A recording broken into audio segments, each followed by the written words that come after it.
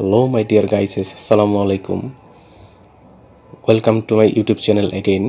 আশা করি আল্লাহর রহমতে আপনারা সবাই ভালো আছেন। বন্ধুগণ, আজকের ভিডিওতে সিপ্রোফ্লক্সাসিন অ্যান্টিবায়োটিক সম্পর্কে আলোচনা করব, যেটি গনোরিয়া, ডায়রিয়া, অ্যাকিউট সাইনোসাইটিস, শ্বসনতন্ত্রের সংক্রমণ সহ অসংখ্য সমস্যার সমাধান করে। তবে ভিডিওটি শুরু করার আগে আপনাদের প্রতি অনুরোধ, আপনি আমার চ্যানেলে নতুন হয়ে থাকলে চ্যানেলটি সাবস্ক্রাইব করে লাইক, কমেন্টস এবং শেয়ার করবেন এবং বেল আইকনটি অন করে রাখবেন। বন্ধুগণ, সিপ্রোফ্লক্সাসিন অ্যান্টিবায়োটিকটি গনোরিয়া, ডায়রিয়া, অ্যাকিউট সাইনোসাইটিস, শ্বসনতন্ত্রের সংক্রমণ সহ অসংখ্য সমস্যার সমাধান করে। তবে যেহেতু এটি একটি অ্যান্টিবায়োটিক মেডিসিন, তাই ডাক্তারের পরামর্শ ব্যতীত এই ঔষধ খাওয়া বা সেবন করা যাবে না।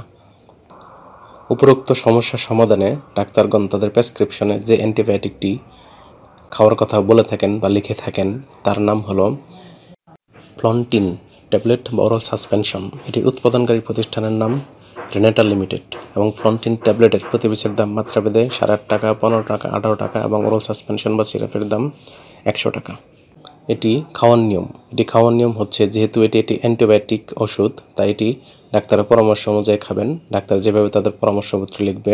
তবে সাধারণত প্রাপ্তবয়স্কদের ক্ষেত্রে সাধারণ মাত্রা 100 থেকে বা 150 থেকে 750 মিলিগ্রাম দিনে 2 বার, শ্বসনতন্ত্রের সংক্রমণের ক্ষেত্রে 250 থেকে 750 মিলিগ্রাম দিনে 2 বার এবং গনোরিয়া বা ডায়রিয়ার ক্ষেত্রে 250 থেকে 500 মিলিগ্রামের ট্যাবলেট দিনে 1 বার 3 থেকে 5 দিন সেবন করতে পারবেন এবং সেটি ডাক্তারের পরামর্শ অনুযায়ী। অন্যদিকে শিশু ও কিশোরদের ক্ষেত্রে সুপারিশযোগ্য নয়, অর্থাৎ শিশু ও কিশোরদের ক্ষেত্রে এটি না সেবন করাই ভালো বা দেওয়া যাবে না, কিংবা বেশি প্রয়োজন হলে ডাক্তারের পরামর্শ অনুযায়ী 7.5 থেকে 15 মিলিগ্রাম পার কেজি ওজন হিসেবে দিনে 2 বার কিংবা ডাক্তার যেভাবে বলবে সেভাবে সেবন করাতে পারবেন।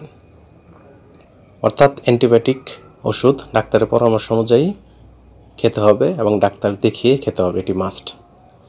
এটি সেবনের পর বমি ভাব, ডায়রিয়া, তলপেটে ব্যথা, মাথা ব্যথা, ঝিমুনি, খিঁচুনি, ফুসকুড়ি ইত্যাদি পার্শ্ব প্রতিক্রিয়া দেখা দিতে পারে। গর্ভাবস্থা এবং স্তন্যদানকালীন সময়ে এটি সেবনযোগ্য নয় কিংবা এটি সেবন করা যাবে না, অর্থাৎ নিষেধ। ওষুধটি আলো তাপ থেকে দূরে 30 ডিগ্রি সেন্টিগ্রেড তাপমাত্রার নিচে সংরক্ষণ করতে হবে এবং অবশ্যই শিশুদের হাতের নাগালের বাইরে রাখতে হবে। ধন্যবাদ।